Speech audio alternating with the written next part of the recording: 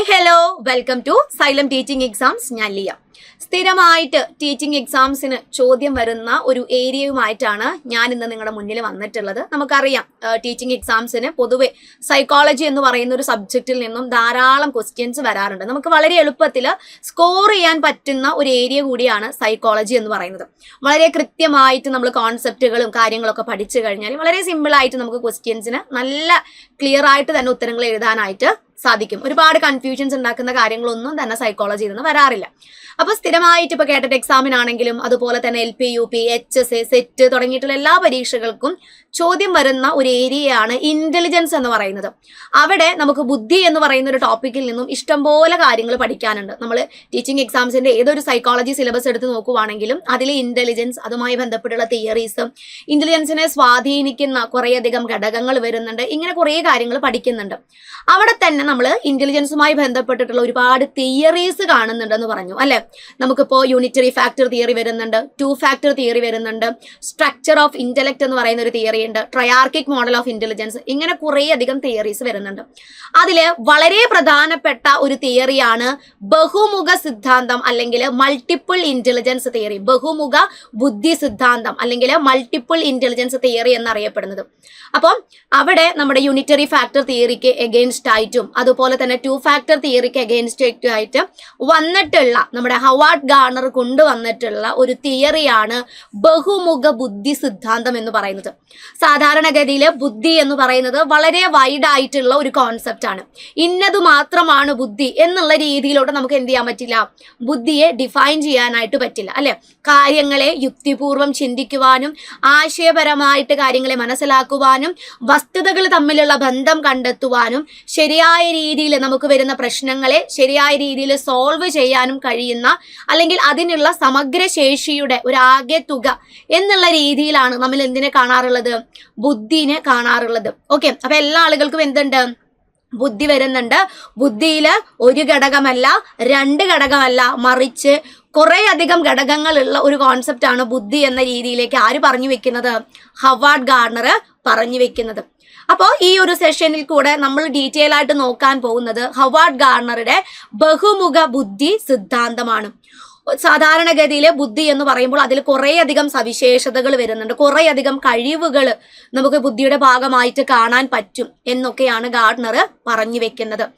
അദ്ദേഹത്തിന്റെ ആദ്യത്തെ അതല്ലെങ്കിൽ ബുദ്ധിയുമായി ബന്ധപ്പെട്ട് അദ്ദേഹം കൊടുത്തിട്ടുള്ള 1983 പബ്ലിഷ് ചെയ്യുന്ന frames of mind the theory of multiple intelligence എന്ന് പറയുന്ന ഒരു വർക്കിലാണ് അദ്ദേഹം ആദ്യമായിട്ട് മൾട്ടിപ്പിൾ ഇന്റലിജൻസ് തിയറിയെ പറ്റി പരാമർശിക്കുന്നത്. ഓക്കെ, മനസ്സിന്റെ ചട്ടക്കൂടുകൾ 1983 ഈ ഒരു ബുക്ക് പബ്ലിഷ് ചെയ്യുന്നത്. ഇതില് 7 തരത്തിലുള്ള ബുദ്ധിനെ പറ്റിയാണ് ഹവാർഡ് ഗാർണർ പറയുന്നത്. ഒരു മനുഷ്യന് അല്ലെങ്കിൽ മനുഷ്യജീവിക്ക് എന്തുണ്ടായിരിക്കും, ഏകദേശം മിനിമം എന്ന് പറയുന്നത് ഒരു 7 തരത്തിലുള്ള ബുദ്ധിനെ പറ്റി ആര് പറഞ്ഞു വെക്കുന്നു, ഹവാർഡ് ഗാർണർ പറഞ്ഞു വെക്കുന്നു. പിന്നീട് അദ്ദേഹം പബ്ലിഷ് ചെയ്യുന്ന 1999 വർക്കാണ് ബുദ്ധിശക്തി പുനർപരിശോധിക്കുന്നു എന്ന് പറയുന്ന ഇന്റലിജൻസ് റീഫ്രെയിംഡ് എന്ന് പറയുന്ന ഒരു വർക്കിൽ അദ്ദേഹം 2 ഇന്റലിജൻസും കൂടെ ആഡ് ചെയ്യാണ് ചെയ്യുന്നത്. ഓക്കെ, അപ്പോ ബഹുമുഖ ബുദ്ധി സിദ്ധാന്തം എന്ന് പറയുന്നത് ഹവാർഡ് ഗാർണറിന്റെ തിയറിയാണ്. അദ്ദേഹത്തിന്റെ വർക്കായിട്ടുള്ള മനസ്സിന്റെ ചട്ടക്കൂടുകൾ എന്ന് പറയുന്ന ഒരു വർക്കില് ബഹുമുഖ ബുദ്ധി സിദ്ധാന്തത്തെ പറ്റി പരാമർശിച്ചിട്ടുണ്ട്. അവിടെ 7 തരത്തിലുള്ള ബുദ്ധിനെ പറ്റിയാണ് ഗാർഡനർ പറയുന്നത്. പിന്നീട് 99 പബ്ലിഷ് ചെയ്യുന്ന ബുദ്ധിശക്തി പരിശോധിക്കുന്നു എന്ന് പറയുന്ന ഒരു വർക്കിൽ അദ്ദേഹം 7 ബുദ്ധിയുടെ കൂടെ 2 എണ്ണത്തിനെയും കൂടെ ആഡ് ചെയ്യാണ് ചെയ്യുന്നത്. അങ്ങനെ 9 തരത്തിലുള്ള ബുദ്ധിനെ പറ്റി നമുക്ക് പഠിക്കാനുണ്ട്. പക്ഷെ അവസാനം ആഡ് ചെയ്തിട്ടുള്ള ഈ 2 എണ്ണത്തിൽ നിന്നും ഒരെണ്ണത്തിന് മൂപ്പർ എന്ത് ചെയ്യാണ്, പിൻവലിക്കുകയാണ് ചെയ്യുന്നത്. അങ്ങനെ നിലവിൽ 8 തരത്തിലുള്ള ബുദ്ധിനെ പറ്റിയാണ് നമുക്ക് പഠിക്കാനുള്ളത്. ഓക്കെ, ആദ്യത്തെ വർക്കിലെ 7 എണ്ണം, പിന്നീട് വന്ന വർക്കിൽ 2 എണ്ണം കൂടെ ആഡ് ചെയ്യുന്നു, അങ്ങനെ 9 ബുദ്ധികളാകുന്നു. പക്ഷെ അതിൽ നിന്നും ഒരു ബുദ്ധിശക്തിയെ എന്ത് ചെയ്യാണ് ഹവാർഡ് ഗാർണർ, വിത്ഡ്രോൺ ചെയ്യുകയാണ് ചെയ്യുന്നത്. അങ്ങനെ 8 തരത്തിലുള്ള ബുദ്ധിനെ പറ്റിയാണ് നമുക്ക് മെയിൻ ആയിട്ടും എവിടെ പഠിക്കാനുള്ളത്, മൾട്ടിപ്പിൾ ഇന്റലിജൻസ് തിയറിയിൽ പഠിക്കാനുള്ളത്. അപ്പൊ ഏതൊക്കെയാണ് ഈ ബുദ്ധിശക്തി, ഇതാർക്കൊക്കെയാണ് കൂടുതലായിട്ട് വരുന്നത് തുടങ്ങിയിട്ടുള്ള കാര്യങ്ങൾ നമുക്ക് നോക്കാം. അതിനോടൊപ്പം തന്നെ നമുക്ക് പറയാനുള്ള മറ്റൊരു കാര്യമാണ് അദ്ദേഹം പറയുന്നത്, ഒരു വ്യക്തിക്ക് 5 അതിൽ കൂടുതലോ ബുദ്ധിശക്തി ഉണ്ടാകും എന്നുള്ള രീതിയിലേക്ക് അദ്ദേഹം പറഞ്ഞു വെക്കുന്നുണ്ട്. അപ്പൊ ആ കാര്യം കൂടെ എന്ത് ചെയ്യാം, ജസ്റ്റ് ഒന്ന് മനസ്സിലാക്കി വെക്കാം. അപ്പൊ നമുക്ക് ഈ 9 തരത്തിലുള്ള ബുദ്ധി നോക്കി കഴിയുമ്പോൾ ഏകദേശം നമുക്ക് തീരുമാനമാകും എന്താണ് ഈ കോൺസെപ്റ്റ്, ഇതെങ്ങനെയാണ് നമ്മൾ പഠിക്കേണ്ടത് തുടങ്ങിയിട്ടുള്ള കാര്യങ്ങൾ. ഓക്കെ, അപ്പൊ നമ്മൾ പറഞ്ഞു എത്രയാണ്, 9 തരത്തിലുള്ള ബുദ്ധിയാണ് പഠിക്കാനുള്ളത്. അതിലെ ഒരെണ്ണം എന്താണ്, പിൻവലിച്ചതാണ്. എങ്കിൽ കൂടെയും നമ്മൾ ജസ്റ്റ് ഒന്ന് ആ ഒരു കോൺസെപ്റ്റ് പറഞ്ഞു പോകുന്നുണ്ട്. ഓക്കെ, അപ്പോ 9 തരത്തിലുള്ള ബുദ്ധി എന്ന് പറയുന്നത് ജസ്റ്റ് ഒന്ന് പറഞ്ഞു പോവാം. ഒന്നാമത്തേത് ഭാഷാപരമായ ബുദ്ധി, 2 യുക്തിചിന്താപരവും ഗണിതപരവുമായ ബുദ്ധി, 3 ദൃശ്യസ്ഥലപര ബുദ്ധി, 4 ശാരീരിക ചലനപര ബുദ്ധി, 5 സംഗീതപരമായ ബുദ്ധി, 6 വ്യക്തിയാന്തര ബുദ്ധി, 7 ആന്തരിക വൈയക്തിക ബുദ്ധി, 8 പ്രകൃതിപരമായ ബുദ്ധി, 9 അസ്തിത്വപരമായ ബുദ്ധി. അപ്പോൾ ഓരോ ബുദ്ധിയും എന്താണെന്ന് നമുക്ക് വളരെ ഡീറ്റെയിൽ ആയിട്ട് നോക്കാം. ഒന്നാമത്തേത് ഭാഷാപര ബുദ്ധിയാണ്, വെർബൽ ഓർ ലിംഗ്വിസ്റ്റിക് ഇന്റലിജൻസ്. ഈ ഒരു ബുദ്ധിശക്തി എന്ന് പറയുന്നത് സിമ്പിൾ ആയിട്ട് ഇത്രയേ ഉള്ളൂ. ഭാഷയെ നല്ല രീതിയിൽ ഉപയോഗിക്കാൻ കഴിയുന്ന ആളുകൾക്ക് എന്തുണ്ടായിരിക്കും, ഭാഷാപരമായിട്ടുള്ള ബുദ്ധിശക്തി കൂടുതലായിരിക്കും. എല്ലാ ആളുകൾക്കും എന്തുണ്ട്, ഭാഷയെ ഉപയോഗിക്കാനുള്ള കഴിവുണ്ട്. പക്ഷേ ചില ആളുകൾ സംസാരിക്കുന്നത് കേൾക്കുമ്പോഴും അതുപോലെ തന്നെ അവരുടെ ചില റൈറ്റിങ്സ് ഒക്കെ വായിക്കുമ്പോൾ നമുക്ക് വണ്ടർ അടിച്ചു പോകും നമ്മൾ, അല്ലെ? അല്ലെങ്കിൽ നമുക്ക് വളരെ സുഖകരമായിട്ട് കേട്ടിരിക്കാൻ പാകത്തിന് അല്ലെങ്കിൽ വായിക്കുമ്പോൾ നമുക്കൊരു അനുഭൂതി നൽകുന്ന രീതിയിലേക്ക് എന്ത് ചെയ്യാൻ പറ്റില്ല, എല്ലാവർക്കും കാര്യങ്ങൾ അവതരിപ്പിക്കാനായിട്ട് പറ്റില്ല. പക്ഷെ ചില ആളുകൾക്ക് എന്താണ്, നല്ല രീതിയിൽ അവരുടെ ഭാഷയെ ഉപയോഗിക്കാനുള്ള കഴിവ് ഉണ്ടായിരിക്കും. അപ്പൊ അത്തരത്തിലുള്ള ഒരു ബുദ്ധിശക്തിയാണ് വെർബൽ ഓർ ലിംഗ്വിസ്റ്റിക് ഇന്റലിജൻസ് എന്ന് പറയുന്നത്. വാക്കുകളും ഭാഷയും വേണ്ട പോലെ ഉപയോഗിക്കാനുള്ള കഴിവ്. ഇനി ആർക്കൊക്കെയാണ് ഈ ഒരു കഴിവ് കൂടുതൽ ഉണ്ടായിരിക്കുക? കവികൾ, പത്രപ്രവർത്തകർ, എഴുത്തുകാർ, അധ്യാപകർ, നിയമജ്ഞർ, രാഷ്ട്രീയ പ്രവർത്തകർ, തർജ്ജമക്കാർ തുടങ്ങിയ ആളുകൾക്ക് വാചിക ഭാഷാപര ബുദ്ധിശക്തി കൂടുതലായിരിക്കും, അല്ലെ? നമുക്ക് എല്ലാ കവികളുടെയും അല്ലെങ്കിൽ എല്ലാ കഥാകാരന്മാരുടെയും വർക്കുകൾ പൊതുവെ ഇഷ്ടപ്പെടണമെന്നില്ല, അല്ലെ? പക്ഷെ അതിലെ ചില ആളുകളുടെ വർക്കുകൾ നമുക്ക് വളരെയധികം ഇഷ്ടപ്പെടും, അല്ലെ? ഒറ്റിരിപ്പിന് നമ്മൾ എന്ത് ചെയ്യാറുണ്ട്, ചില കഥകൾ വായിച്ചു തീർക്കാറുണ്ട്. അപ്പൊ അതൊക്കെ എന്താണ്, ആ ഭാഷയെ അവര് നല്ല രീതിയിൽ ഉപയോഗിച്ചിട്ടുള്ളതുകൊണ്ട് നമുക്ക് ബോറടിക്കുന്ന രീതിയിലാണ് അവർ ഭാഷയെ ഉപയോഗിച്ചിട്ടുള്ളതെങ്കിൽ നമ്മൾ എന്ത് ചെയ്യില്ല, പിന്നീട് ഒരിക്കലും അദ്ദേഹത്തിന്റെ വർക്കുകൾ നമ്മൾ വായിക്കാനായിട്ട് പോവില്ല. അപ്പോൾ ഭാഷയെ നല്ല രീതിയിൽ ഉപയോഗിക്കാൻ കഴിയുന്ന ആളുകൾ എന്ന് പറയുമ്പോൾ ഓർത്തിരിക്കേണ്ടത് എന്താണ്, കവികൾ വരുന്നുണ്ട്, പത്രപ്രവർത്തകര്, അതുപോലെ തന്നെ എഴുത്തുകാര്, അധ്യാപകര്, നിയമജ്ഞര്, രാഷ്ട്രീയ പ്രവർത്തകര്, തർജ്ജമക്കാര്, അല്ലെ? അപ്പോ ഇത്രയും കൂട്ടക്കാരൊക്കെയാണ് എന്ത് ചെയ്യുന്നത്, ഭാഷാപരമായിട്ടുള്ള ബുദ്ധിശക്തി കൂടുതലായി വരുന്നത്. ചില കുട്ടികളുടെ ഒക്കെ ഉത്തരങ്ങൾ അതല്ലെങ്കിൽ നമ്മളിപ്പോ അവരുടെ പരീക്ഷാ പേപ്പറുകളൊക്കെ വായിക്കുമ്പോൾ അവർ ആസ്വാദനക്കുറിപ്പോ ഉപന്യാസമൊക്കെ വായിക്കുമ്പോൾ നമുക്ക് ഭയങ്കരമായിട്ട് ഇഷ്ടപ്പെടും. കാരണം എന്താണ്, അവർ അത്രയും നല്ല രീതിയിൽ ഭാഷയെ ഉപയോഗിച്ചുകൊണ്ട് നല്ല രീതിയിൽ കാര്യങ്ങൾ വർണ്ണിച്ചുകൊണ്ട് എഴുതിയിട്ടുണ്ടായിരിക്കും. പക്ഷെ എല്ലാ കുട്ടികൾക്കും എന്തുണ്ടാവില്ല, ഈ ഒരു ക്വാളിറ്റി നമുക്ക് കാണാനായിട്ട് പറ്റില്ല.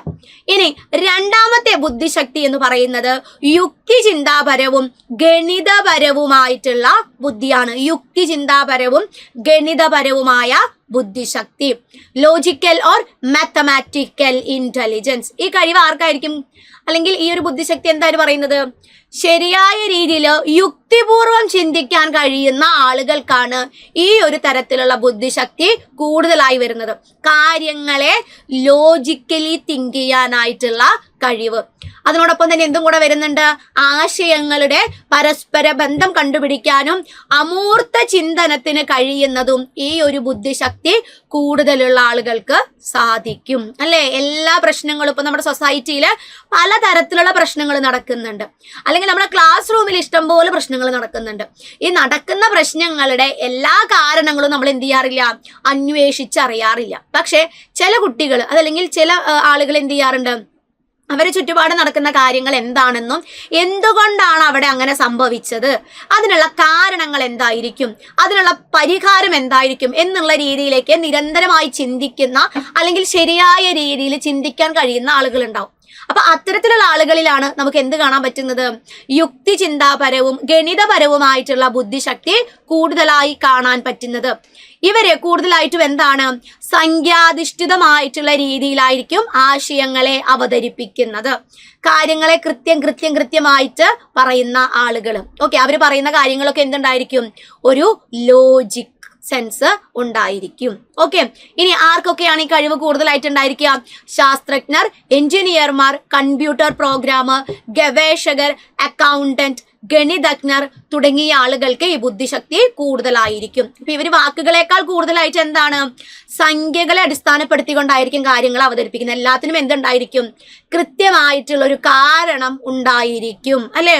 ചില ആളുകൾ എന്ത് ചെയ്യും, അപ്പൊ നമ്മളാണെങ്കിലും ഒരു ടീച്ചർ എന്നുള്ള നിലയിൽ നമ്മൾ കാര്യങ്ങൾ പറഞ്ഞു കൊടുക്കുമ്പോൾ ചില കുട്ടികൾ എന്ത് ചെയ്യും, നമ്മൾ പറഞ്ഞ കാര്യങ്ങൾ അപ്പാടെ തന്നെ വിഴുങ്ങി അങ്ങനെ തന്നെ പഠിച്ചു വെക്കും. പക്ഷെ അതിൽ 1-2 പിള്ളേർ എന്ത് ചെയ്യും, ടീച്ചറെ എന്തുകൊണ്ടാണ് അവിടെ അങ്ങനെ വന്നത്, ടീച്ചർ കഴിഞ്ഞ ദിവസം ഇങ്ങനെയല്ലല്ലോ പറഞ്ഞത്, കഴിഞ്ഞ ദിവസം നമ്മൾ ഇങ്ങനെയല്ലേ പഠിച്ചത്, അപ്പൊ അത് ഇവിടെ ഇങ്ങനെയല്ലേ വരേണ്ടത് എന്നുള്ള രീതിയിലോട്ട് എന്ത് ചെയ്യും, ചോദ്യങ്ങൾ ചോദിക്കും നമ്മളോട്. അല്ലെ, ഇങ്ങനെയല്ലേ അങ്ങനെ എന്നുള്ള രീതിയിലോട്ട് എന്ത് ചെയ്യും, കഴിഞ്ഞ ദിവസം പറഞ്ഞ കാര്യങ്ങളും പുതിയതായിട്ട് പറയുന്ന കാര്യങ്ങളും തമ്മിലൊരു ബന്ധം സൃഷ്ടിക്കാനായിട്ട് അവര് ശ്രമിക്കും. അപ്പൊ അത്തരത്തിലുള്ള കുട്ടികളിലാണ് നമുക്ക് എന്ത് കാണാൻ പറ്റുന്നത്, ഇത്തരത്തിലുള്ള യുക്തിചിന്താപരവും ഗണിതപരവുമായിട്ടുള്ള ബുദ്ധിശക്തി കൂടുതലുള്ളതായി കാണാൻ പറ്റുന്നത്. ഓക്കെ, ഇനി മൂന്നാമത്തെ ഒരു തരം ബുദ്ധി എന്ന് പറയുന്നത് ദൃശ്യസ്ഥലപര ബുദ്ധിയാണ്. ദൃശ്യസ്ഥലപര ബുദ്ധിശക്തി, വിഷ്വൽ ഓർ സ്പേഷ്യൽ ഇന്റലിജൻസ് എന്ന് പറയും. എന്താണ് ഈ വിഷ്വൽ ഓർ സ്പേഷ്യൽ ഇന്റലിജൻസ് എന്ന് പറയുന്നത്? വസ്തുക്കളുടെ സ്ഥാന നിർണയം നടത്തുന്നതിനും ഭാവനയിൽ കാണുന്നതിനും മനോചിത്രണം നടത്തുന്നതിനും ഒന്നിന്റെ സാന്നിധ്യത്തിലും അസാന്നിധ്യത്തിലും അതിന്റെ സവിശേഷതകൾ, രൂപാന്തരം ഉണ്ടായിരുന്നപ്പോഴുള്ള അവസ്ഥ എന്നിവ മനസ്സിലാക്കി പ്രവർത്തിക്കുന്നതിനുള്ള ബുദ്ധിശക്തി. ചുരുക്കി പറഞ്ഞു കഴിഞ്ഞാൽ ഒന്നുമില്ല മക്കളെ, ഇവിടെ എന്താണ്, ഒരു മെന്റൽ ഇമാജിനേഷൻ നടത്താൻ പറ്റുന്ന ഒരു കഴിവ്. അതല്ലെങ്കിൽ ഇപ്പൊ നമ്മളൊരു ഒഴിഞ്ഞു കിടക്കുന്ന ഒരു മുറി കാണുകയാണ്. ഒഴിഞ്ഞു കിടക്കുന്ന ഒരു മുറി കാണുമ്പോൾ നമ്മൾ ചിന്തിക്കുകയാണ് ഇവിടെ ഇങ്ങനെ ചെയ്തു കഴിഞ്ഞാൽ അടിപൊളിയായിരിക്കും, ആ വാളില് ഒരു സീനറി പോലുള്ള എന്തെങ്കിലും ഒരു ചിത്രം വെക്കുകയാണെങ്കിൽ സൂപ്പർ ആയിരിക്കും. അവിടെ എന്താണ്, ഇല്ലാത്ത ഒരു കാര്യമാണ് നമ്മൾ എന്താണ് ചെയ്യുന്നത്, മെന്റൽ ഇമാജിനേഷൻ ആണ് നടത്തുന്നത്. അവിടെ ഇങ്ങനെ വെച്ച് കഴിഞ്ഞാൽ സൂപ്പർ ആയിരിക്കും. അവിടെ അങ്ങനെ ഒരു സീനറി വെച്ചുകൊണ്ട് നമ്മൾ എന്ത് ചെയ്യാണ്, ഒരു ഇമാജിനേഷൻ നടത്തുകയാണ് ചെയ്യുന്നത്. ഈ ഒരു കഴിവ് എല്ലാ ആളുകൾക്കും ഉണ്ടായിക്കൊള്ളണമെന്നില്ല. ഇനി അതിനോടൊപ്പം തന്നെ ചില കുട്ടികൾ എന്താണ്, ഗ്രാഫ് അതല്ലെങ്കിൽ അത്തരത്തിലുള്ള എന്തെങ്കിലും ഒരു ചിത്രം കാണുമ്പോൾ തന്നെ അവർ എന്ത് ചെയ്യും, അതുമായി ബന്ധപ്പെട്ട് കുറേയധികം കഥകൾ അവര് ക്രിയേറ്റ് ചെയ്യും. അപ്പൊ ഇതൊക്കെ ദൃശ്യസ്ഥലപര ബുദ്ധിയുമായി ബന്ധപ്പെട്ട് വരുന്ന കാര്യങ്ങളാണ്. ഇനി ശില്പികളുടെ കാര്യം എടുക്കുക. ശില്പികൾ എന്താണ്, ഇപ്പം ഒരു മരക്കഷ്ണം കിട്ടുന്നു, ആ മരക്കഷ്ണം ഒരു രൂപം അതല്ലെങ്കിൽ അത് ഉപയോഗിച്ച് ഒരു ശില്പം ഉണ്ടാക്കി കഴിഞ്ഞാൽ സൂപ്പർ ആയിരിക്കും. അപ്പൊ ആ ശില്പത്തിന് എന്തൊക്കെ പ്രത്യേകതകൾ വേണം എന്നുള്ളത് അവർ എന്ത് ചെയ്തിട്ടുണ്ടാവും, ഓൾറെഡി ഒരു മെന്റൽ ഇമാജിനേഷൻ നടത്തിയിട്ടുണ്ടാവും. അതിന്റെ പുറത്താണ് അവർ എന്ത് ചെയ്യുന്നത്, ആ മരമൊക്കെ കൊത്തി നല്ല ഭംഗിയുള്ള ഒരു പക്ഷിയുടെ രൂപത്തിലോട്ടോ അതല്ലെങ്കിൽ വേറെ ഏതെങ്കിലും ഒരു രൂപത്തിന്റെ ഒരു ഇതിലേക്കോ ആക്കി മാറ്റുന്നു. അപ്പോ നാവികൻ, ശില്പി, ദൃശ്യകലാകാരൻ, കണ്ടുപിടുത്തക്കാരൻ, architect, interior designers, mechanical engineers തുടങ്ങിയ ആളുകൾക്ക് ഈ ഒരു ബുദ്ധിശക്തി കൂടുതലായിരിക്കും. അല്ലെ, ഇപ്പൊ ഇന്റീരിയർ ഡിസൈനേഴ്സിന്റെ കാര്യം എടുക്കാം. നമ്മൾ ഒഴിഞ്ഞു കിടക്കുന്ന ഒരു വീട് ഇവരുടെ കയ്യിൽ കൊടുക്കുകയാണ്, എന്നിട്ട് അവരോട് പറയാണ് ലിവിംഗ് റൂം ഇന്നതാണ്, സിറ്റ് ഔട്ട് ഇങ്ങനെയാണ്, റൂം ഇങ്ങനെയാണ്, ഇത് എങ്ങനെയാണ് നമ്മൾ കൂടുതൽ ഭംഗിയാക്കേണ്ടത്. അപ്പൊ ഈ ഇന്റീരിയർ ഡിസൈനേഴ്സ് എന്താ ചെയ്യാ, അവരിങ്ങനെ മെന്റൽ ഇമാജിനേഷൻ നടത്തും. അല്ലെ, ഈ റൂമിന് ഇന്ന കളർ കൊടുത്തു കഴിഞ്ഞാൽ സൂപ്പർ ആയിരിക്കും, അതിന്റെ ലിവിംഗ് ഏരിയയിൽ ഇത്ര ഇങ്ങനെയുള്ള ചെടികൾ വെച്ച് കഴിഞ്ഞാൽ നല്ല സൂപ്പർ ആയിരിക്കും, ടിവിയെ നമുക്ക് ഇങ്ങനെ ഒരു സ്ഥാനത്തേക്ക് വെക്കാം, ഒരു അക്വേറിയം നമുക്ക് ഇവിടെ സെറ്റ് ചെയ്യാം എന്നുള്ള രീതിയിലോട്ട് അവരെന്താ ചെയ്യുന്നത്, മെന്റൽ ഇമാജിനേഷൻ നടത്തിയിട്ടാണ് കാര്യങ്ങൾ മുന്നോട്ട് കൊണ്ടുപോകുന്നത്. ഇനി അതിനോടൊപ്പം തന്നെ നമുക്ക് എന്ത് ചെയ്യാൻ പറ്റാറുണ്ട്, ചില കാര്യങ്ങൾ കേൾക്കുമ്പോൾ അല്ലെ, മറ്റുള്ള ആളുകൾ എന്തെങ്കിലും ഒരു കാര്യം പറയുമ്പോൾ നമ്മളത് എന്ത് ചെയ്യാറുണ്ട്, നമുക്കത് ചിലപ്പോൾ മെന്റൽ ഇമാജിനേഷൻ നടത്താനായിട്ട് സാധിക്കും.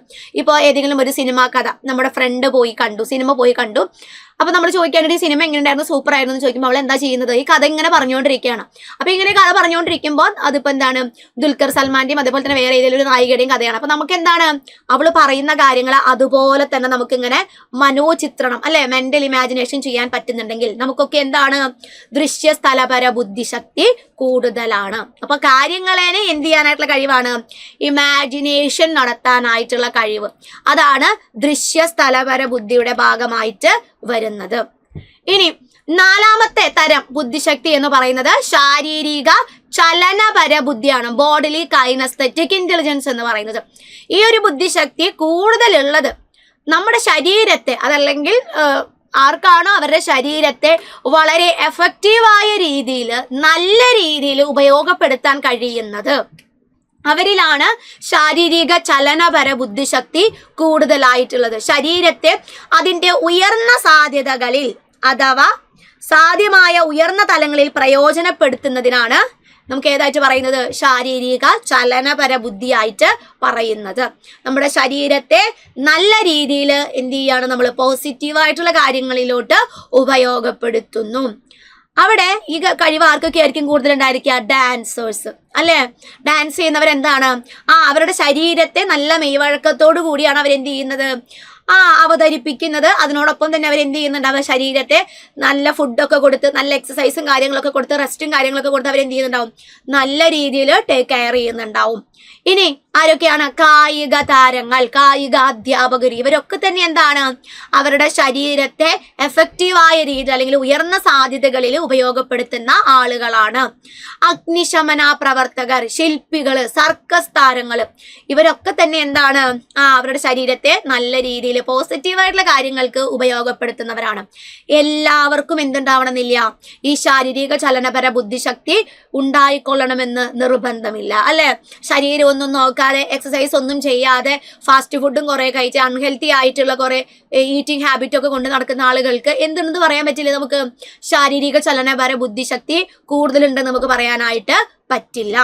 ഓക്കെ, അപ്പോൾ നിങ്ങൾ മെയിൻ ആയിട്ടും ഈ ഒരു കോൺസെപ്റ്റ് ഒന്ന് മനസ്സിലാക്കേണ്ടത് ആർക്കാണ് ഈ ഒരു ബുദ്ധിശക്തി കൂടുതൽ ഉണ്ടാവുന്നത്. ഇനി അതിനോടൊപ്പം തന്നെ എക്സാമ്പിൾസും കൂടെ ഓർത്തിരിക്കുക. അപ്പൊ ഈ കോൺസെപ്റ്റ് നല്ല ക്ലിയർ ആയിട്ട് നമുക്ക് മനസ്സിലാവും. ഓക്കെ, അപ്പോൾ ശാരീരിക ചലനപര ബുദ്ധിശക്തി എന്ന് പറയുന്നത് ശരീരത്തെ നല്ല രീതിയിൽ ഉപയോഗപ്പെടുത്താൻ കഴിയുന്ന ആളുകൾക്കാണ് ബോഡിലി കൈനസ്തെറ്റിക് ഇന്റലിജൻസ് കൂടുതലായിട്ടുള്ളത്.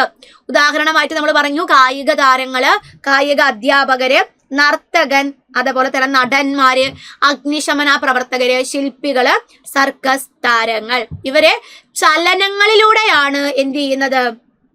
ആത്മാവിഷ്കാരം നടത്തുന്നത്. ഇനി അഞ്ചാമത്തെ ഒരു ടൈപ്പ് ബുദ്ധിശക്തി എന്ന് പറയുന്നത് സംഗീതപരമായിട്ടുള്ള ബുദ്ധിശക്തിയാണ്. സംഗീതപരമായിട്ടുള്ള ബുദ്ധിശക്തി, ആ ഒരു വാക്ക് കേൾക്കുമ്പോൾ തന്നെ നമുക്ക് കിട്ടും എന്താണ്?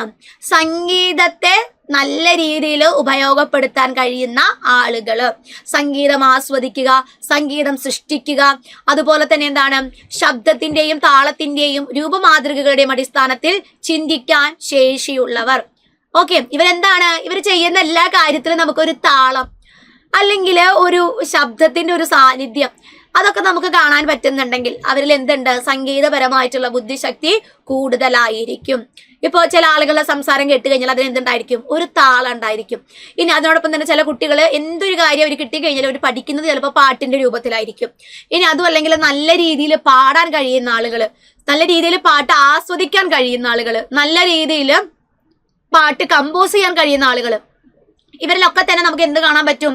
സംഗീതപരമായിട്ടുള്ള ബുദ്ധിശക്തി കൂടുതലുള്ളതായിട്ട് കാണാനായിട്ട് സാധിക്കും. ഇവിടെ ഉദാഹരണം കൊടുത്തിട്ടുള്ളത് സംഗീതജ്ഞൻ, ഗായകൻ, വാദ്യവാദകൻ, അതുപോലെ തന്നെ ഗാനരചയിതാക്കൾ അല്ലെ, ഇൻസ്ട്രുമെന്റ്സ്, മ്യൂസിക്കൽ ഇൻസ്ട്രുമെന്റ്സ് കൈകാര്യം ചെയ്യുന്ന കുറേയധികം ആളുകളുണ്ട്. ഇവർക്കൊക്കെ എന്താണ്? സംഗീതപരമായിട്ടുള്ള ബുദ്ധിശക്തി കൂടുതലായിരിക്കും അല്ലെ? സംഗീതം ആസ്വദിക്കാൻ കഴിയുന്നുണ്ട്, സംഗീതം നല്ലപോലെ അവർക്ക് ഉപയോഗിക്കാൻ കഴിയുന്നുണ്ടെങ്കിലാണ് അവർക്ക് എന്ത് ചെയ്യാൻ പറ്റുള്ളൂ? നല്ല രീതിയിൽ ഇൻസ്ട്രുമെന്റ്സ് കൈകാര്യം ചെയ്യാനായിട്ട് സാധിക്കുന്നത്. ഓക്കെ, അപ്പോൾ എല്ലാ കാര്യത്തിലും എന്ത് ചെയ്യാം? സംഗീതത്തിന്റെ ഒരു ചുവട് പിടിക്കുക എന്നുള്ളതാണ് സംഗീതപരമായിട്ടുള്ള ബുദ്ധിശക്തിയുള്ള ആളുകളിൽ നമുക്ക് കാണാൻ പറ്റുന്നത്. സംഗീതം അല്ലെങ്കിൽ താളം, ലയം തുടങ്ങിയിട്ടുള്ള കാര്യങ്ങളൊക്കെ ഉണ്ടല്ലോ, തുടങ്ങിയവയുടെ ഒരു സാന്നിധ്യം. ഓക്കെ, ഇനി അടുത്ത ഒരു ടൈപ്പ് ബുദ്ധിയാണ് വ്യക്തിയാന്തര ബുദ്ധി എന്ന് പറയുന്നത്. Interpersonal intelligence. ഇന്റർപേഴ്സണൽ ഇന്റലിജൻസും വരുന്നുണ്ട്, നമുക്ക് ഇൻട്രാപേഴ്സണൽ ഇന്റലിജൻസും വരുന്നുണ്ട്. വ്യക്തിയാന്തര ബുദ്ധിയുണ്ട്, ആന്തരിക വൈയക്തിക ബുദ്ധിയുണ്ട്. സാധാരണഗതിയിൽ പരീക്ഷ ഭവൻ അറിയാം, ഇങ്ങനെ രണ്ടും ഒരേപോലത്തെ സംഭവങ്ങൾ കൊടുത്തു കഴിഞ്ഞാൽ പിള്ളേര് തെറ്റിക്കുന്നു പരീക്ഷ ഭവൻ അറിയാം. അതുകൊണ്ട് തന്നെ സ്ഥിരമായിട്ട് നമ്മുടെ കേട്ടറ്റ് എക്സാമിന് വരുന്ന ഒരു കാര്യമാണ് വ്യക്തിയാന്തര ബുദ്ധിശക്തിയും ആന്തരിക വൈയക്തിക ബുദ്ധിശക്തിയും. അപ്പോൾ ഇവിടെ ഓർത്തിരിക്കാനായിട്ട് വ്യക്തിയാന്തര ബുദ്ധി എന്ന് പറയുമ്പോൾ നിങ്ങൾ എന്തോർക്കുക? അത് മറ്റുള്ള വ്യക്തികളുമായിട്ട് വളരെ പെട്ടെന്ന് സൗഹൃദം സ്ഥാപിക്കാൻ കഴിയുന്ന ആളുകൾക്കുള്ള ബുദ്ധിയാണ് എന്നുള്ള രീതിയിലേക്ക് ഓർത്തിരിക്കുക. ഇവിടെ നോക്കൂ, ഇന്റർപേഴ്സണൽ ഇന്റലിജൻസ് എന്നാണ് പറഞ്ഞിട്ടുള്ളത്. നമ്മൾ ഇന്റർനാഷണൽ റിലേഷൻസ് എന്ന് സ്ഥിരമായിട്ട് കേട്ടിട്ടുണ്ട് അല്ലെ. ഇവിടെ ഇന്റർനാഷണൽ റിലേഷൻസ് എന്ന് പറയുമ്പോൾ എന്താണ്? രാജ്യങ്ങൾ തമ്മിലുള്ള ബന്ധമാണ്. അതുപോലെ തന്നെയാണ് ഇവിടെ എന്താണ്? പേഴ്സൺസ് അല്ലെ, വ്യക്തികൾ തമ്മിലുള്ള ബന്ധത്തെ കുറിച്ചാണ് പറഞ്ഞിട്ടുള്ളത്. ചില കുട്ടികൾക്ക് വളരെ പെട്ടെന്ന് എന്ത് ചെയ്യാൻ പറ്റും? മറ്റുള്ള ആളുകളുമായിട്ട് ഇടപെടാനും നല്ല രീതിയിലുള്ള ബന്ധങ്ങൾ സ്ഥാപിച്ചെടുക്കാനും സാധിക്കും. അപ്പൊ അത്തരത്തിലുള്ള ആളുകളിലാണ് നമുക്ക് എന്ത് കാണാൻ പറ്റുന്നത്? വ്യക്തിയാന്തര ബുദ്ധിശക്തി കാണാനായിട്ട് പറ്റുന്നത്. ഓക്കെ, മറ്റുള്ളവരുമായി ഇടപഴകുന്നതിനും അവരെ മനസ്സിലാക്കുന്നതിനും അവരുടെ പെരുമാറ്റങ്ങൾ വ്യാഖ്യാനിക്കുന്നതിനുമുള്ള കഴിവ്. ഇവിടെ നമ്മുടെ വിചാരങ്ങളോടൊപ്പം അല്ലെങ്കിൽ നമ്മുടെ ആവശ്യങ്ങളോടും നമ്മുടെ താല്പര്യങ്ങളോടും ഒപ്പം നമ്മൾ ആരെയും കൂടെ പരിഗണിക്കുന്നുണ്ട്? മറ്റുള്ളവരെയും കൂടെ നമ്മൾ പരിഗണിക്കുന്നുണ്ടെങ്കിൽ നമുക്ക് എന്തുണ്ട്? വ്യക്തിയാന്തര ബുദ്ധിശക്തി കൂടുതലായിട്ടുണ്ട്. ഇപ്പോ നമ്മള് പുതിയൊരു ക്ലാസ്സിലേക്ക് അല്ലെങ്കിൽ പുതിയൊരു സ്കൂളിലേക്ക് നമ്മൾ പോവുകയാണ്. സ്വാഭാവികമായിട്ടും എന്താണ്? നമുക്ക് അവിടെയുള്ള ആളുകളെ പരിചയമില്ല, നമുക്ക് ആരെയും അറിയില്ല. അപ്പൊ അങ്ങനെ ഇരിക്കുമ്പോൾ സ്വാഭാവികമായിട്ടും കുട്ടികൾ എന്താണ്? 1-2 ദിവസം കഴിഞ്ഞിട്ടാണ് മറ്റുള്ള ആളുകളുമായിട്ട് അങ്ങനെ പരിചയപ്പെടുന്നതും കമ്പനി ആവുന്നതും കൂട്ടുകൂടുന്നതും ഒക്കെ ചെയ്യുന്നത്. പക്ഷെ ഈ ചില ക്ലാസ്സിൽ നമ്മൾ നോക്കിക്കഴിഞ്ഞാൽ ചില പിള്ളേരുണ്ടാവും, ഇവരെ ഇങ്ങനെ ഒരു ഭാഗത്ത് ഒതുങ്ങിയിരിക്കില്ല. ഇവരെപ്പോഴും എന്താണ്? മറ്റുള്ളവരോട് മിണ്ടി ഒരു പരിചയവും ഉണ്ടാവില്ല, മുന്നവര് കണ്ട പരിചയമോ കേട്ട പരിചയമോ ഒന്നും ഉണ്ടാവില്ല. പക്ഷെ എന്താണ്? വളരെ പെട്ടെന്ന് സൗഹൃദങ്ങൾ സ്ഥാപിക്കാൻ പറ്റുന്ന കുട്ടികളുണ്ട്. മുൻ പരിചയം ഒന്നും കൂടാതെ മറ്റുള്ളവരുമായിട്ട് പെട്ടെന്ന് ഇടപഴകാൻ സാധിക്കുന്ന കുട്ടികൾ. അപ്പൊ അത്തരത്തിലുള്ള കുട്ടികളെയാണ് എവിടെ നിങ്ങൾ ഓർക്കേണ്ടത്? വ്യക്തിയാന്തര ബുദ്ധി എന്ന് പറയുന്ന ഒരു കോൺസെപ്റ്റില് ഓർക്കേണ്ടത്. ഇനി നമുക്കിവിടെ എക്സാമ്പിൾ നോക്കുമ്പോൾ ഈ കാര്യം നമുക്കൊന്നും കൂടെ മനസ്സിലാവും. നോക്കൂ, മാർഗദർശകൻ, വിൽപ്പനക്കാരൻ, രാഷ്ട്രീയ പ്രവർത്തകൻ, വ്യവസായ സംരംഭകൻ, സാമൂഹിക പ്രവർത്തകർ, സാമൂഹിക സേവന സംഘടനാ പ്രവർത്തകർ തുടങ്ങിയ ആളുകളിൽ വ്യക്തിയാന്തര ബുദ്ധിശക്തി കൂടുതലായിരിക്കും. നമ്മുടെ വീട്ടിലേക്ക് വരുന്ന സെയിൽസ്മാൻമാരുണ്ട് അല്ലെ, രാവിലെ ഒരു ബാഗൊക്കെ തൂക്കി എന്താണ് അവര് വരും. അവരെന്താണ്? നമ്മളുമായിട്ട് അവർക്ക് യാതൊരു പരിചയവും ഉണ്ടാവില്ല. പക്ഷെ അവർ വന്നു കയറുമ്പോൾ തന്നെ എന്താ വിളിക്കുക? ചേട്ടാ, ചേച്ചി. ഭയങ്കര പരിചയമുള്ള പോലെയാണ് അവര് സംസാരിച്ചു തുടങ്ങുക. അപ്പൊ അത്തരത്തിലുള്ള ആളുകൾക്കൊക്കെ എന്താണ്? വ്യക്തിയാന്തര ബുദ്ധിശക്തി കൂടുതലായിരിക്കും. യാതൊരു മടിയും കൂടാതെ പുതിയതായിട്ട് കാണുന്ന ആളുകളോടും അവരെന്ത് ചെയ്യും? നല്ല രീതിയിൽ അവര് ആശയങ്ങൾ വിനിമയം നടത്തും. ഇനി നമ്മുടെ രാഷ്ട്രീയ പ്രവർത്തകരുടെ കേസ്, അവരെന്താണ്? ഇലക്ഷന്റെ സമയത്ത് വരും. ചിലപ്പോ എന്താണ്? ഈ രാഷ്ട്രീയ പ്രവർത്തകർക്ക് ഈ വീട്ടുകാരെ പറ്റിയൊന്നും അറിയണ്ടാവില്ല. പക്ഷെ എന്താണ്? നൂറ്റാണ്ടുകളായിട്ടുള്ള പരിചയം പോലെയാണ് അവർ സംസാരിക്കുക. ചേട്ടന് സുഖമല്ലേ, ചേച്ചിക്ക് സുഖമല്ലേ, വോട്ട് ചെയ്യാൻ വരില്ലേ, നമ്മൾ ഇന്നതാണ് കേട്ടോ എന്നൊക്കെ പറഞ്ഞിട്ട് അവരെന്ത് ചെയ്യും? വളരെ അടുത്ത ആളുകളെ പോലെ സംസാരിക്കുന്നതായിട്ട് നമുക്ക് കാണാൻ പറ്റും. ഇനി അതിനോടൊപ്പം തന്നെയാണ് മാർഗദർശകര്. ഇവരെന്താണ്? നമുക്ക് ശരിയായ രീതിയിലുള്ള മാർഗം തരുന്നവരാണ്, അല്ലെങ്കിൽ മാർഗം പറഞ്ഞു തരുന്ന ആളുകളാണ്. ഇവർക്കും ചിലപ്പോൾ എന്താണ്? നമ്മളെക്കുറിച്ച് മുഴുവനായിട്ടുള്ള രീതിയിൽ അറിയണമെന്നില്ല, മുൻപരിചയം ഉണ്ടാവണമെന്ന് നിർബന്ധമില്ല. എന്നിരുന്നാലും അവരെന്ത് ചെയ്യും? നല്ല രീതിയിൽ നമ്മളുമായിട്ട് ആശയവിനിമയം നടത്തുന്നുണ്ട്. ഇനി സാമൂഹിക പ്രവർത്തകരാണെങ്കിലും സാമൂഹിക സേവന സംഘടനാ പ്രവർത്തകരൊക്കെ ആണെങ്കിലും ഇവരും എന്ത് തന്നെയാണ്? മുൻപരിചയം ഒട്ടുമില്ലാത്ത ആളുകളുടെ അടുത്തേക്കാണ് ഇവരെന്തിനു പോകുന്നത്? സേവനത്തിനായി പോകുന്നത്. അപ്പൊ അങ്ങനെ നമുക്ക് മുൻപരിചയമുള്ള ആളുകളോട് മാത്രമേ നമ്മൾ സംസാരിക്കുന്നു എന്നുണ്ടെങ്കിൽ നമുക്ക് എന്ത് ചെയ്യാൻ പറ്റില്ല? ഇത്തരത്തിലുള്ള സാമൂഹിക പ്രവർത്തനങ്ങളിലേക്ക് ഇറങ്ങാനായിട്ട് പറ്റില്ല. നമുക്ക് മുന്നേ പരിചയമില്ലാത്ത, ആരാണെന്ന് പോലും അറിയാത്ത ആളുകളുടെ അടുത്തേക്കാണ് നമ്മൾ എന്ത് ചെയ്യുന്നത്? സേവനത്തിനായി പോകുന്നത്. അപ്പൊ അത്തരത്തിലുള്ള ആളുകളിലും എന്തുണ്ടായിരിക്കും? Interpersonal intelligence കൂടുതലുണ്ടായിരിക്കും. നമ്മുടെ ആവശ്യങ്ങളും നമ്മുടെ താല്പര്യങ്ങളും പരിഗണിക്കുന്നതിനോടൊപ്പം തന്നെ നമ്മൾ എന്ത് ചെയ്യുന്നുണ്ട്? മറ്റുള്ള ആളുകളുടെ താല്പര്യങ്ങളും അതുപോലെ തന്നെ അവരുടെ വിചാരങ്ങളും താല്പര്യങ്ങളും ഒക്കെ നമ്മൾ പരിഗണിക്കാൻ ശ്രമിക്കുന്നുണ്ടെങ്കിൽ നമുക്കും എന്തുണ്ട്? വ്യക്തിയാന്തര ബുദ്ധിശക്തി ഉള്ളതായിട്ട് പറയാം. ഓക്കെ, ഇനി അടുത്ത ഒരു ടൈപ്പാണ് ആന്തരിക വൈയക്തിക ബുദ്ധി എന്ന് പറയുന്നത്. ഇവിടെ നമ്മൾ വ്യക്തിയാന്തര ബുദ്ധിയിൽ എന്താ പറഞ്ഞത്? മറ്റുള്ള ആളുകളുമായിട്ട് പെട്ടെന്ന് ഇടപെടാൻ പറ്റുന്ന ആളുകൾ. പക്ഷെ ആന്തരിക വൈയക്തിക ബുദ്ധി എന്ന് പറയുമ്പോൾ നമ്മൾ പറയുന്ന ഇൻട്രോവേർട്ടഡ് പീപ്പിൾ ഉണ്ട് അല്ലെ. ഇൻട്രോവേർട്ടഡ് പീപ്പിൾ എന്ന് പറയുമ്പോൾ എന്താണ്? അവനവനെ കുറിച്ച് നല്ല രീതിയിൽ ബോധമുണ്ടായിരിക്കുക, അവനവനിലേക്ക് തന്നെ ചുരുങ്ങി പോകുന്ന ചില ആളുകളുണ്ട്. അതും ഒരു തരത്തിൽ എന്തായിട്ടാണ് പറയുന്നത്? ബുദ്ധിശക്തി ആയിട്ടാണ് ഗാർട്ട്നർ പറഞ്ഞു വെക്കുന്നത്. സാധാരണഗതിയിൽ ഇൻട്രോവേർട്ടഡ് ആയിട്ടുള്ള ആളുകൾ അവർ എന്ത് ചെയ്യാറില്ല, വളരെ പെട്ടെന്ന് മറ്റുള്ള ആളുകളുമായിട്ട് ഇന്ററാക്ഷൻസ് നടത്തുകയോ അല്ലെങ്കിൽ ആശയവിനിമയം നടത്തുകയോ ഒന്നും ചെയ്യാറില്ല. അവർ പൊതുവെ എന്താണ്, അവനവനിലേക്ക് തന്നെ ചുരുങ്ങി പോകുന്ന ഒരു അവസ്ഥയിലാണ് നമ്മൾ കാണാറുള്ളത്. അപ്പൊ ഒരു ഓഫീസ് അറ്റ്മോസ്ഫിയറിലൊക്കെ ആണെങ്കിൽ സ്വാഭാവികമായിട്ടും കൂടെ വർക്ക് ചെയ്യുന്നവർ എന്താ പറയുക, ഓ ആ ആളങ്ങനെ മിണ്ടൊന്നുമില്ല, ഭയങ്കര ജാടയാണെന്ന് തോന്നുന്നുണ്ട് എന്നുള്ള രീതിയിലോട്ടാണ് ഇത്തരക്കാരെ കണക്കാക്കാറുള്ളത്. പക്ഷെ ഗാർട്ട്നറുടെ അഭിപ്രായത്തിൽ ഇങ്ങനെ ഇൻട്രോവേർട്ടഡ് ആയിട്ടുള്ള ആളുകൾക്ക് എന്തുണ്ട്, ഒരു ആന്തരിക വൈയക്തിക ബുദ്ധിശക്തി കൂടുതലായിരിക്കും. അവർക്ക് അവരവരെ കുറിച്ച് തന്നെ നല്ല ബോധ്യമുണ്ടായിരിക്കും. നമ്മുടെ കഴിവുകൾ എന്താണ്, സ്വന്തം ശക്തി ദൗർബല്യങ്ങൾ തിരിച്ചറിഞ്ഞ് പ്രവർത്തിക്കാനും കഴിവിന്റെ പരമാവധിയിലേക്ക് ഉയരാനും ആർക്ക് സാധിക്കുന്നുണ്ട്, ഈ ഒരു ബുദ്ധിശക്തിയുള്ള ആളുകൾക്ക് സാധിക്കുന്നുണ്ട്. സ്വന്തം ആന്തരിക അവസ്ഥ കണ്ടറിയാനുള്ള ശേഷി അല്ലെ, പൊതുവെ എല്ലാ ആളുകൾക്കും എന്തുണ്ടാവില്ല, അവരവരുടെ കഴിവുകൾ എന്താണ്, കഴിവുകേടുകൾ എന്താണ് എന്ന് ശരിയായ രീതിയിൽ അറിവുണ്ടാവില്ല. അങ്ങനെ അറിവുള്ള ഒരാളെ സംബന്ധിച്ചിടത്തോളം ഒന്ന് നോക്കിയേ, നമുക്ക് എവിടെയാണോ കഴിവ് കൂടുതലുള്ളത് ആ ഒരു മേഖലയിലേക്കായിരിക്കും നമ്മൾ എന്ത് ചെയ്യുന്നത്, കൂടുതൽ ഫോക്കസ് ചെയ്യുന്നത്. കാരണം അവിടെയേ നമുക്ക് തിളങ്ങാനായിട്ട് പറ്റുള്ളൂ. നമുക്ക് കഴിവില്ലാത്തൊരു മേഖലയിൽ നമ്മൾ പോയി കഴിഞ്ഞാൽ നമ്മൾ എന്താവുക, നമ്മൾ പരാജയപ്പെടുകയാണ് ചെയ്യുക. അപ്പോൾ ആന്തരിക വൈയക്തിക ശക്തി ബുദ്ധിശക്തി കൂടുതലുണ്ടെങ്കിൽ അവനവനെ കുറിച്ച് തന്നെ നല്ല ബോധ്യം ഉണ്ടായിരിക്കും. എനിക്ക് എവിടെയാണോ കഴിവ് കൂടുതലുള്ളത്, എനിക്ക് ഏത് മേഖലയിലാണോ തിളങ്ങാൻ പറ്റുന്നത് ആ മേഖലയെ ശരിയായ രീതിയിൽ മനസ്സിലാക്കി തൻ്റെ കഴിവുകളെ ആ മേഖലയുമായി കണക്ട് ചെയ്തുകൊണ്ട് നല്ല രീതിയിൽ സാക്ഷാത്കാരം സാധിക്കുന്ന ആളുകളാണ് ഇൻട്രാ പേഴ്സണൽ ഇന്റലിജൻസ് കൂടുതലുള്ളത്. അപ്പോൾ അവനവനിലേക്ക് തന്നെ ചുരുങ്ങുന്ന, അവനവനെ കുറിച്ച് നല്ല ധാരണയുള്ള വ്യക്തികൾ, അവനവനെ കുറിച്ച് ധാരണയുള്ളവർ. ഓക്കെ, അപ്പൊ മാറിപ്പോകരുത്. ഇന്റർപേഴ്സണൽ ഇന്റലിജൻസ് നമ്മൾ പഠിച്ചു, ഇൻട്രാ പേഴ്സണൽ ഇന്റലിജൻസും പഠിച്ചു. ഇന്റർ എന്ന് പറയുമ്പോൾ ഇന്റർനാഷണൽ, രാജ്യങ്ങളുമായിട്ടുള്ള വ്യക്തികളുമായിട്ടുള്ള ബന്ധമാണ് പറയുന്നത്. ആന്തരിക വൈയക്തിക ബുദ്ധിശക്തി അല്ലെങ്കിൽ ഇൻട്രാ പേഴ്സണൽ ഇന്റലിജൻസ് എന്ന് പറയുമ്പോൾ അവിടെ എന്താണ് ഉദ്ദേശിക്കുന്നത്, അവനവനെ കുറിച്ച് തന്നെ നല്ല രീതിയിൽ മനസ്സിലാക്കാൻ കഴിയുന്ന ആളുകളാണ് വരുന്നത്. ഇനി 8ാമത്തെ ടൈപ്പ് ഇന്റലിജൻസ് ആണ് നാച്ചുറലിസ്റ്റിക് ഇന്റലിജൻസ് എന്ന് പറയുന്നത്. അപ്പോൾ നമ്മൾ കണ്ട ആദ്യത്തെ ബുക്കായിട്ടുള്ള ഫ്രെയിംസ് ഓഫ് മൈൻഡ് എന്ന് പറയുന്ന ഒരു വർക്കിലാണ് ആദ്യത്തെ 7 തരത്തിലുള്ള ബുദ്ധിനെ പറ്റി ആര് പറയുന്നത്, ഹവാർഡ് ഗാർട്ട്നർ പറയുന്നത്. 8ാമത്തെയും 9ാമത്തെയും ബുദ്ധിശക്തിയെ പറ്റി പറയുന്നത് ബുദ്ധിശക്തി പരിശോധിക്കുന്നു എന്ന് പറയുന്ന 2ാമത്തെ വർക്കിലാണ് കാണാൻ പറ്റുന്നത്.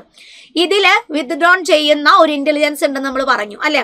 ഇവിടെ 8 ഇന്റലിജൻസ് വരെയാണ് നമുക്ക് നിലവിൽ പഠിക്കാനായിട്ടുള്ളത്. 9ാമത്തെ ബുദ്ധിശക്തി പിൻവലിച്ചതാണ് എന്നുള്ള കാര്യം മനസ്സിലാക്കണം. കാരണം ഇത് ഇങ്ങനെ തന്നെ സെപ്പറേറ്റ് എടുത്ത് നമ്മുടെ പരീക്ഷാ ഭവൻ ചോദിക്കാറുണ്ട്. ഓക്കെ, അപ്പോൾ 8ാമത്തെ ബുദ്ധിശക്തി എന്ന് പറയുന്നത് പ്രകൃതിപരമായിട്ടുള്ള ബുദ്ധിയാണ്. പ്രകൃതി എന്ന് പറയുമ്പോൾ എന്താണ്, പ്രകൃതിയെ നല്ല രീതിയിൽ കൈകാര്യം ചെയ്യാനായിട്ടുള്ള ബുദ്ധി, അത്രേ വരുന്നുള്ളൂ.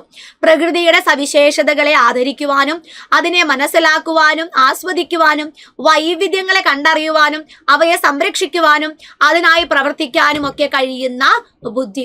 ചില ആളുകൾക്ക് പ്രകൃതിയിൽ ഉണ്ടാകുന്ന ചെറിയ മൈന്യൂട്ട് ആയിട്ടുള്ള ചില സൗണ്ടുകൾ ഉണ്ടല്ലോ, ഇപ്പൊ കാറ്റിന്റെ മർമ്മര ശബ്ദം എന്നൊക്കെ പറയുന്നത് പോലെ, കിളികളുടെ കളകളനാദം, അതുപോലെ തന്നെ അരുവികളുടെ സൗണ്ട്, നേരം വെളുക്കുമ്പോൾ നമ്മൾ കേൾക്കുന്ന കിളികളുടെ സൗണ്ട്, ഇതൊക്കെ എന്താണ് ചില ആളുകൾ വളരെ നല്ല രീതിയിൽ ആസ്വദിക്കുന്നതായിട്ട് നമ്മൾ കണ്ടിട്ടുണ്ട്.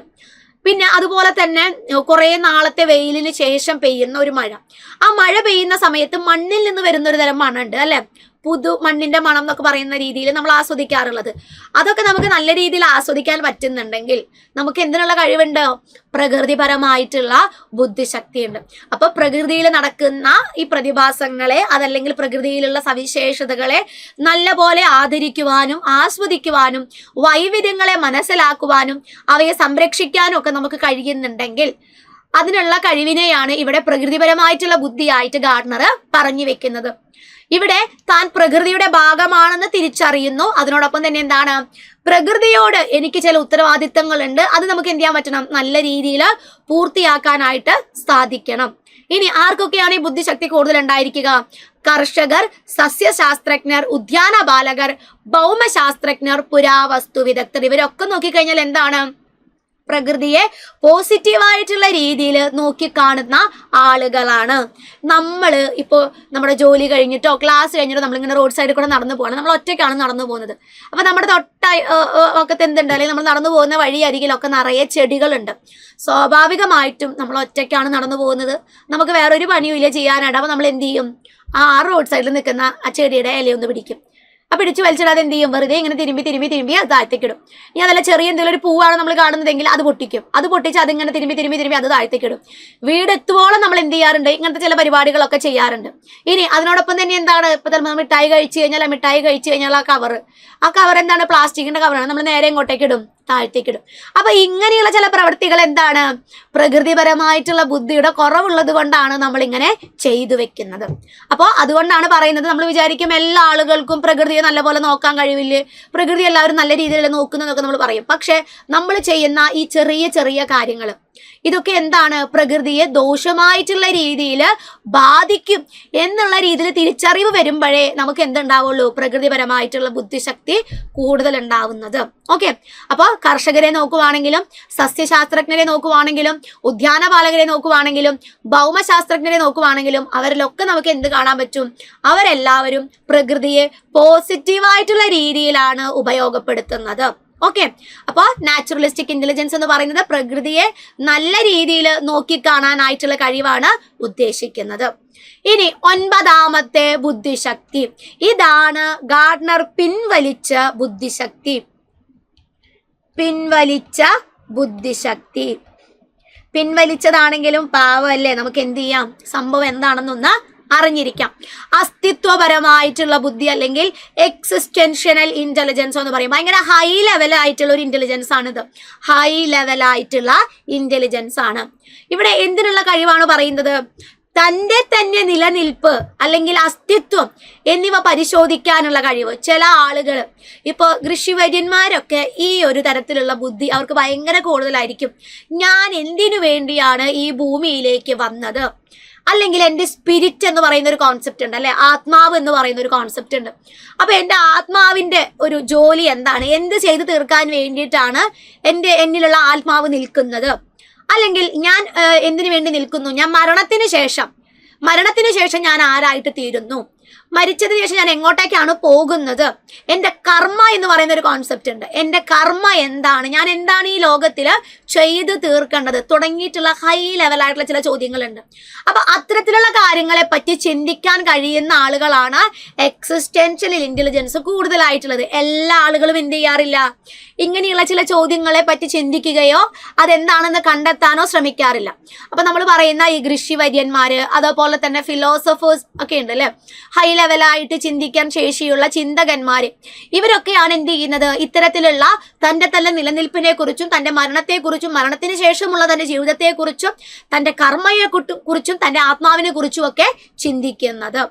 സാധാരണ മനുഷ്യന്മാർക്ക് ചിന്തിച്ചു കഴിഞ്ഞാൽ എത്തിപ്പിടിക്കാൻ പറ്റാത്ത കാര്യങ്ങളാണ് ഈ നമ്മുടെ അസ്തിത്വത്തെ അല്ലെങ്കിൽ നമ്മുടെ എക്സിസ്റ്റൻസിനെ പറ്റിയുള്ള ഈ ചോദ്യങ്ങൾ. അപ്പോൾ ഇതിനെ പറ്റി ചിന്തിക്കാനായിട്ടുള്ള കഴിവ് എന്ന് പറയുന്നത് കുറച്ച് ഹൈ ലെവലാണ്. അതാണ് എക്സിസ്റ്റൻഷ്യൽ ഇന്റലിജൻസ് എന്ന് പറയുന്ന ഒരു കോൺസെപ്റ്റിൽ കൂടെ അവതരിപ്പിക്കുന്നത്, ഗാർഡ്നർ അവതരിപ്പിക്കുന്നത്. ഓക്കെ, അപ്പോൾ ഇതെന്താണ്, പിൻവലിച്ച ബുദ്ധിശക്തിയാണ്. 8ാമത്തെയും 9ാമത്തെയും ബുദ്ധിശക്തിയാണ് 2ാമത്തെ വർക്കിൽ ആഡ് ചെയ്തിട്ടുണ്ടായിരുന്നത്. അതിലെ 9ാമത്തെ ബുദ്ധിയായിട്ട് കൊടുത്തിട്ടുണ്ടായിരുന്ന എക്സിസ്റ്റൻഷ്യൽ ഇന്റലിജൻസിനെ ആര് പിൻവലിക്കുന്നു, ഹവാർഡ് ഗാർഡ്നർ പിൻവലിക്കുന്നു. ഓക്കെ, അപ്പൊ ഇങ്ങനെ 9 തരത്തിലുള്ള ബുദ്ധിശക്തിയെ പറ്റിയാണ് ഗാർഡ്നർ പറഞ്ഞു വെക്കുന്നത്.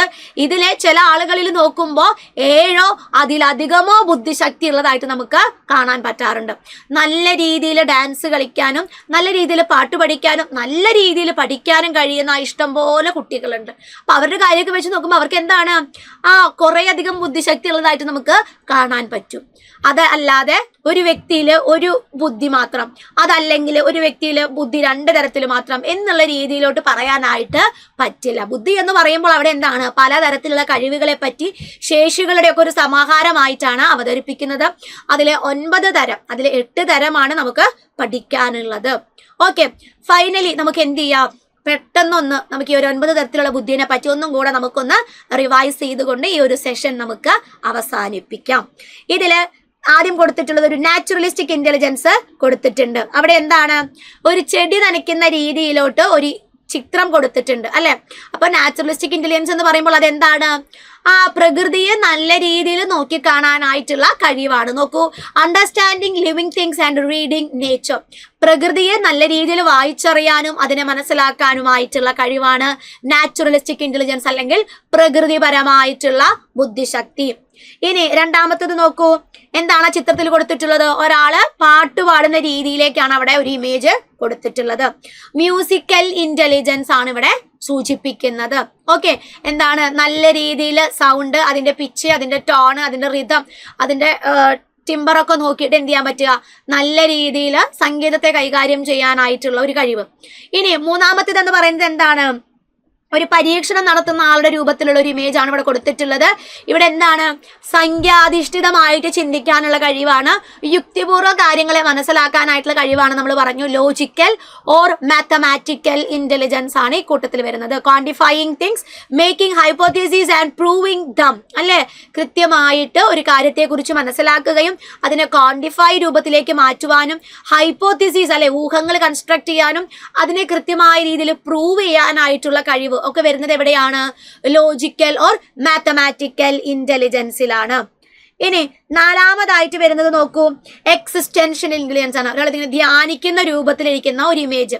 നമ്മൾ പറഞ്ഞു അവനവന്റെ തന്നെ എക്സിസ്റ്റൻസിനെ പറ്റിയുള്ള ചോദ്യങ്ങൾ. Okay, tackling the questions of why we live and why we die. എന്തുകൊണ്ടാണ് നമ്മൾ ജീവിക്കുന്നത്, എങ്ങനെയാണ് അല്ലെങ്കിൽ എന്തുകൊണ്ടാണ് നമ്മൾ മരിക്കുന്നത്, അതിന് ശേഷമുള്ള കാര്യങ്ങൾ എന്തൊക്കെയാണ്, ഇങ്ങനെ കുറച്ച് ഹൈ ലെവലായിട്ടുള്ള കാര്യങ്ങളാണ് എക്സിസ്റ്റൻഷ്യൽ ഇന്റലിജൻസ് എന്ന് പറയുന്ന ഒരു ബുദ്ധിശക്തിയിൽ നമ്മൾ കണ്ടത്. നെക്സ്റ്റ് നോക്കൂ, രണ്ടുപേര് ഷേക്ക് ഹാൻഡ് കൊടുക്കുന്നതാണ് അല്ലെ. സ്വാഭാവികമായിട്ടും ഇത് എന്തായിരിക്കും, ഇന്റർപേഴ്സണൽ ഇന്റലിജൻസ് ആണ്, വ്യക്തിയാന്തര ബുദ്ധിയുമായി ബന്ധപ്പെട്ട് വരുന്ന കാര്യങ്ങളാണ്. നോക്കൂ, sensing people's feelings and motives അല്ലെ, മറ്റുള്ള ആളുകളുടെ ഫീലിങ്സിനും അതുപോലെ തന്നെ മോട്ടീവ്സിനും ഒക്കെ ടേക്ക് കെയർ ചെയ്തുകൊണ്ട് നല്ല രീതിയിൽ റിലേഷൻഷിപ്പ് കൺസ്ട്രക്ട് ചെയ്യുന്ന ആളുകളിലാണ് നമുക്ക് എന്ത് കാണാൻ പറ്റുന്നത്, ഇന്റർപേഴ്സണൽ ഇന്റലിജൻസ്, രണ്ടുപേര് തമ്മിലുള്ള ബന്ധം. ഇനി നെക്സ്റ്റ് നോക്കൂ, ഒരു ഗുസ്തിക്ക് നിൽക്കുന്ന ഒരാളെ പോലെ അതല്ലെങ്കിൽ ബോക്സിങ്ങിന് നിൽക്കുന്ന ഒരാളെ പോലെ ഒരു ഇമേജ് ആണ് ഇവിടെ കൊടുത്തിട്ടുള്ളത്. സ്വാഭാവികമായിട്ടും ഇത് എന്തായിരിക്കും, ചലനങ്ങളാണ് ഉപയോഗിക്കുന്നത് അല്ലെ, മൂവ്മെന്റ്സ് ആണ് ഇവിടെ കാണിക്കുന്നത്. ഇത് ബോഡിലി കൈനസ്തെറ്റിക് ഇന്റലിജൻസ് ആണ്. Okay, coordinating your mind with your body. നമ്മുടെ ശരീരവും നമ്മുടെ മൈൻഡും തമ്മിൽ നല്ല രീതിയിലൊരു കണക്ഷൻ, എന്താണ് ചിന്തിക്കുന്നത് അതിന് ശരിയായ രീതിയിൽ നമ്മുടെ ബോഡി മൂവ്മെന്റ്സ് പ്രൊഡ്യൂസ് ചെയ്യാനായിട്ട് പറ്റുക, അതാണ് ശാരീരിക ചലന ബുദ്ധിശക്തിയുടെ ഭാഗമായിട്ട് വരുന്നത്. നെക്സ്റ്റ് നോക്കൂ, ഒരാളിങ്ങനെ ലെക്ചർ ചെയ്യുന്ന അല്ലെങ്കിൽ പ്രസംഗിക്കുന്ന രൂപത്തിലാണ് ഒരു ഇമേജ് ഇവിടെ കൊടുത്തിട്ടുള്ളത്. അത് ലിംഗ്വിസ്റ്റിക് ഇന്റലിജൻസുമായി ബന്ധപ്പെട്ടതാണ്. Okay, verbal or linguistic intelligence, finding the right words to express what you mean. നമ്മൾ എന്താണോ പറയാൻ ആഗ്രഹിക്കുന്നത് ആ കാര്യങ്ങളെ ശരിയായിട്ടുള്ള വാക്കുകൾ ഉപയോഗിച്ച് ശരിയായ രീതിയിൽ വർണ്ണിച്ച് ശരിയായ രീതിയിൽ പറയാൻ പറ്റുന്ന ഒരു കഴിവ്, ഭാഷയെ നല്ല രീതിയിൽ ഉപയോഗിക്കാനായിട്ടുള്ള ഒരു കഴിവ്, അതാണ് ലിംഗ്വിസ്റ്റിക് ഇന്റലിജൻസ് എന്ന് പറയുന്നത്. നെക്സ്റ്റ് നോക്കൂ, ഒരാള് തന്നെ കുറിച്ച് തന്നെ ചിന്തിച്ചുകൊണ്ടിരിക്കുന്ന ഒരു ഇമേജ് ആണ് കൊടുത്തിട്ടുള്ളത്. അതെന്താണ്, ഇൻട്രാപേഴ്സണൽ ഇന്റലിജൻസ് ആണ്. Understanding your self, what you feel and what you want. എന്താണ് നമുക്ക് ഫീൽ ചെയ്യുന്നത്, നമ്മുടെ ആവശ്യങ്ങൾ എന്താണ്, നമ്മുടെ കഴിവുകൾ എന്താണ്, നമ്മുടെ അല്ലെങ്കിൽ നമ്മുടെ നെഗറ്റീവ്സ് എന്താണെന്നൊക്കെ ശരിയായ രീതിയിൽ മനസ്സിലാക്കി നല്ല രീതിയിൽ മൂവ് ഓൺ ചെയ്യാൻ പറ്റുന്ന ആളുകളിലാണ് ഇൻട്രാപേഴ്സണൽ ഇന്റലിജൻസ് കൂടുതലായി വരുന്നത്. ഇനി നെക്സ്റ്റ് വരുന്നതാണ് ഏറ്റവും ഒടുവിലായിട്ട് വരുന്നത് സ്പേഷ്യൽ ഇന്റലിജൻസ് എന്ന് പറയുന്നത്, വിഷ്വൽ ഓർ സ്പേഷ്യൽ ഇന്റലിജൻസ്. ഇവിടെ എന്താണ്, visualising the words in 3D. നമ്മൾ പറയുന്ന കാര്യങ്ങൾ ഒരു 3D രൂപത്തിലേക്ക് നമുക്ക് എന്ത് ചെയ്യാൻ പറ്റുക, വിഷ്വലൈസ് ചെയ്യാനായിട്ടുള്ള കഴിവ്. അതാണ് നമ്മൾ പറഞ്ഞത് മെന്റൽ ഇമാജിനേഷൻ നടത്താനായിട്ടുള്ള കഴിവ്. ഇങ്ങനെ 9 തരത്തിലുള്ള ബുദ്ധിനെ പറ്റിയാണ് ആര് പറഞ്ഞു വെക്കുന്നത്, ഹവാർഡ് ഗാർണർ തന്റെ തിയറിയിൽ പറഞ്ഞു വെക്കുന്നത്. അപ്പൊ മറന്നു പോകരുത്, തിയറി ഓഫ് മൾട്ടിപ്പിൾ ഇന്റലിജൻസ് അല്ലെങ്കിൽ ബഹുമുഖ ബുദ്ധി സിദ്ധാന്തം എന്ന് പറയുന്നത് ഹവാർഡ് ഗാർണറിന്റെ തിയറിയാണ്. ബുദ്ധിയിലെ ഏകദേശം ഒരു 8 തരത്തിലുള്ള ബുദ്ധിനെ പറ്റിയാണ് ആര് പറഞ്ഞു വെക്കുന്നത്, ഗാർട്ട്നർ പറയുന്നത്. അത് ആർക്കൊക്കെയാണ് കൂടുതലുള്ളത്, ഇനി ആ ബുദ്ധിയുടെ ഭാഗമായിട്ടുള്ള കഴിവുകൾ എന്തൊക്കെയാണ് എന്നതൊക്കെ നമ്മൾ വളരെ ഡീറ്റെയിൽ ആയിട്ട് കണ്ടു. അപ്പോൾ നല്ല രീതിയിൽ ഗാർഡനറുടെ തിയറി പഠിച്ചു പോവുക. ഷുവർ ആണ്, ഉറപ്പായിട്ട് നമ്മുടെ ടീച്ചിങ് എക്സാംസിന് ചോദ്യം വരുന്ന ഒരു ഏരിയ ആണ് ഗാർഡനറുടെ ബഹുമുഖ ബുദ്ധി സിദ്ധാന്തം എന്ന് പറയുന്നത്.